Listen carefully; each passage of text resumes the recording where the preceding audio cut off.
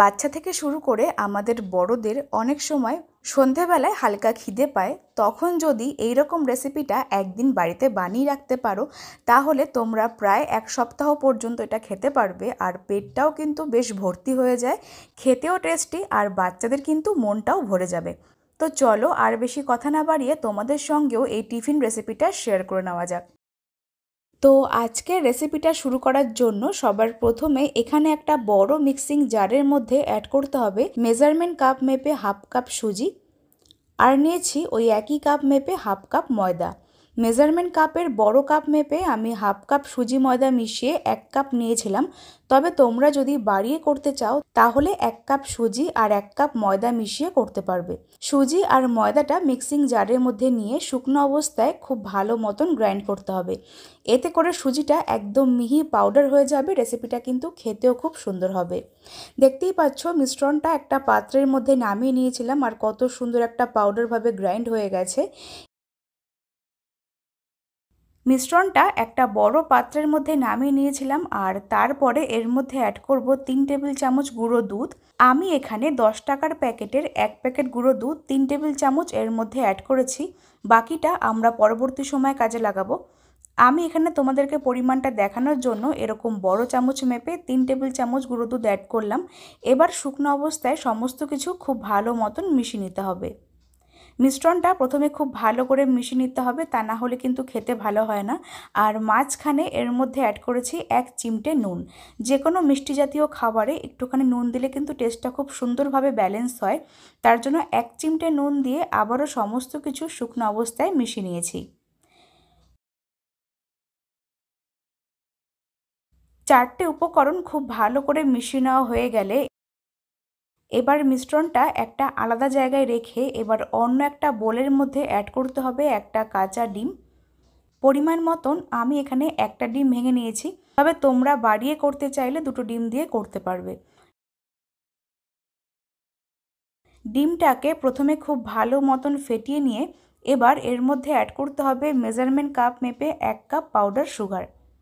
মিষ্টির পরিমাণটা তোমরা কে কতটা খেতে পছন্দ করো সেই মতন চিনিটাকে এখানে অ্যাড করতে হবে।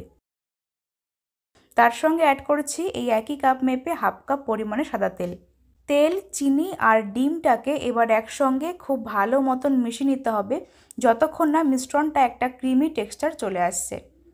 মিশ্রণটা খুব ভালো মতন ফেটাতে হবে। তোমরা চাইলে এই পর্যায়ে একটা ইলেকট্রিক বিটার দিয়ে ব্লেন্ড করতে পারো,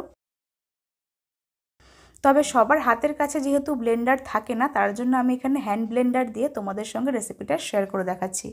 এতে করেও কিন্তু কাজটা খুব সুন্দর মতন হয়ে যাবে, তবে সেক্ষেত্রে সময়টা একটু বেশি লাগতে পারে। ততক্ষণে তোমরা কমেন্টে জানিয়ে নাও যে আজকের ভিডিওটা কে কোন জায়গা থেকে দেখছো, তাহলে আমি তোমাদের প্রত্যেকের কমেন্টে ধন্যবাদ জানাতে পারবো। আর আজকের ভিডিওটা যদি ফেসবুক পেজ থেকে দেখছো তাহলে ফুডি মিতা 02 পেজটিকে ফলো করে দিও। আর যদি ইউটিউব থেকে দেখছো তাহলে মিতাস ফুড জোন চ্যানেলটিকে সাবস্ক্রাইব করে পাশে বেল আইকনটা প্রেস করতে একদম ভুলো না। এতে করে আমার সমস্ত ভিডিওর আপডেট তোমাদের কাছে খুব তাড়াতাড়ি পৌঁছে যাবে। মিশ্রণটা এইভাবে হ্যান্ড ব্লেন্ডারটা দিয়ে খুব ভালো মতন একটুখানি সময় নিয়ে ফেটিয়ে নিয়েছি। দেখতেই পাচ্ছ এর মধ্যে চিনির গুঁড়োটা অ্যাড করার ফলে খুব সহজে আর তাড়াতাড়ি মিশে গেছে আর এরকম একটা ক্রিমি টেক্সচার চলে এসছে। খুব ভালো মতন ফেটিয়ে নেওয়া হয়ে গেলে এবার যে সুজি, ময়দা, গুঁড়ো দুধের মিশ্রণটা আমরা আগে থেকে বানিয়ে রেখেছি তার মধ্যে এই ডিমের মিশ্রণটাকে অ্যাড করতে হবে। সম্পূর্ণ ডিম, চিনি আর তেলের মিশ্রণটাকে অ্যাড করে খুব ভালো মতন মিশিয়ে নেব। তবে যেহেতু মেশানোর সময় এই অবস্থায় মিশ্রণটা একটু টাইট বলে মনে হচ্ছে, তার জন্য মিশ্রণটা একটু পাতলা করতে আমি এখানে হাফ কাপ মতন দুধ নিয়েছি। 10 টাকার প্যাকেটের 1 প্যাকেট গুঁড়ো দুধ আমি 3 টেবিল চামচ আগে অ্যাড করেছিলাম আর বাকি দুধটা গরম জলের মধ্যে মিশিয়ে এর মধ্যে অ্যাড করছি। হাফ কাপ মতন দুধ নিয়েছিলাম আর দুধটা আমি এখানে একেবারে অ্যাড করছি না, অল্প অল্প করে মিশিয়ে অ্যাড করতে হবে, তাহলে রেসিপিটা মেশাতে খুব সুবিধা হবে আর মিশ্রণটা একেবারে পাতলা হয়ে যাবে না। তোমরা চাইলে আজকের এই সুজির কেকটা একদিন সন্ধেবেলায় বাড়িতে বানিয়ে রাখলে বাচ্চাদের স্কুলের টিফিনে অথবা যখন তখন হালকা পাতলা খিদে পেলে আজকের রেসিপিটা খেতে পারো। খেতে কিন্তু খুবই টেস্টি হয় আর অনেকক্ষণ পর্যন্ত পেটটাও ভরা থাকে। দেখতেই পাচ্ছ আমি এখানে কথা বলতে বলতে অল্প অল্প পরিমাণ দুধ অ্যাড করে খুব ভালো মতন মিশ্রণটাকে মিশিয়ে নিচ্ছি। মিশ্রণটা কিন্তু খুব একটা বেশি পাতলা করব না, আবার একদম টাইটও করব না। তো প্রথমে তো আমি এখানে অর্ধেকটা মতন দুধ অ্যাড করে সমস্ত কিছু খুব ভালো মতন মিশিয়ে নিয়েছিলাম। আর মিশ্রণটাকে এই অবস্থায় খুব ভালো মতন ফেটাতে হবে। যে পরিমাণে দুধ মিশিয়ে নিয়েছিলাম সেই অর্ধেকটা দুধ এর মধ্যে অ্যাড করে খুব ভালো মতন সুজির সাথে মিশিয়ে নিয়েছি।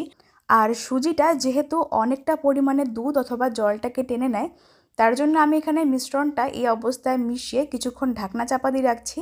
এতে করে সুজিটা সম্পূর্ণভাবে দুধ বা জলটাকে টেনে সফট হয়ে যাবে। তারপরে আমরা ফিরে আসছি। তো আমি এখানে এরকমভাবে ঢাকনা চাপা দিয়ে রেখেছিলাম প্রায় 10 মিনিট। দেখতেই পাচ্ছ মিশ্রণটা কিন্তু আগের থেকে অনেকটা বেশি টাইট হয়ে গেছে। যেহেতু সুজিটা সম্পূর্ণভাবে দুধটাকে টেনে নিয়েছে আর সুজিটা ফুলেও গেছে, তার জন্য এর মধ্যে আরও অল্প পরিমাণে দুধ অ্যাড করে মিশ্রণটাকে একটু পাতলা করতে হবে বা অ্যাডজাস্ট করতে হবে।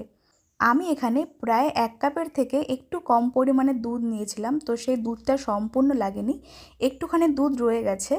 তো সম্পূর্ণ মিশ্রণটা বানাতে আমার এখানে প্রায় 1/2 কাপের থেকে একটু বেশি পরিমাণ দুধ লেগেছে। এবার যে পাত্রে আমরা কেকটাকে বেক করব সেই পাত্রটাকে খুব ভালো মতন রেডি করতে হবে। তার জন্য আমি এখানে এরকম একটা টিনের বাটি নিয়েছি। তোমরা বাড়িতে অন্যান্য যে কোনো অ্যালুমিনিয়ামের বাটি বা স্টিলের বাটি বা কেক মোল্ড এখানে ইউজ করতে পারো। তো আমি এখানে এরকম একটা বাতিল টাইপের বাটি নিয়েছি। তার মধ্যে অল্প করে তেল ব্রাশ করতে হবে।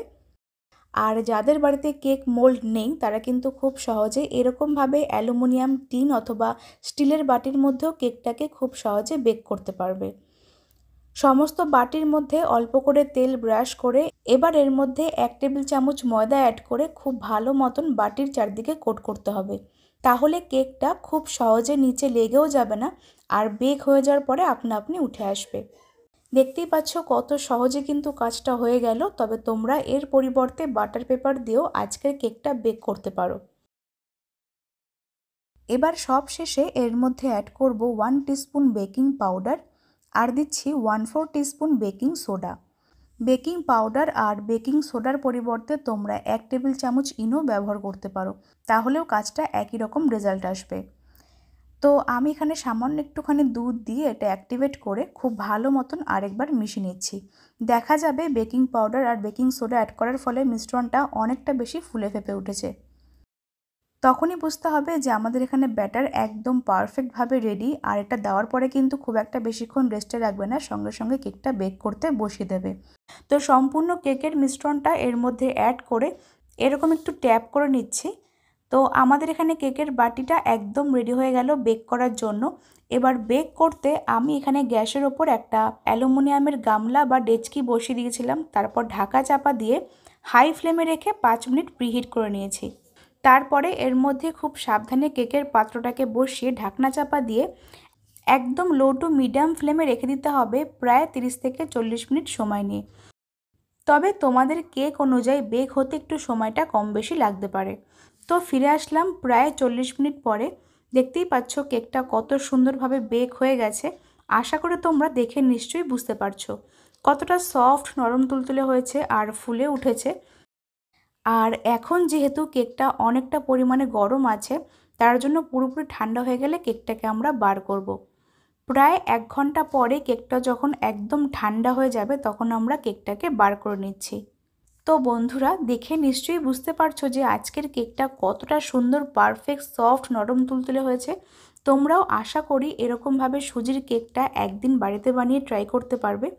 আর সন্ধেবেলায় হালকা খিদে পেলে অথবা বাচ্চাদের স্কুলের টিফিনে তোমরা আজকের রেসিপি ইজিলি সার্ভ করতে পারো। খেতে কিন্তু এক কথায় জাস্ট ফাটাফাটি হয়েছিল।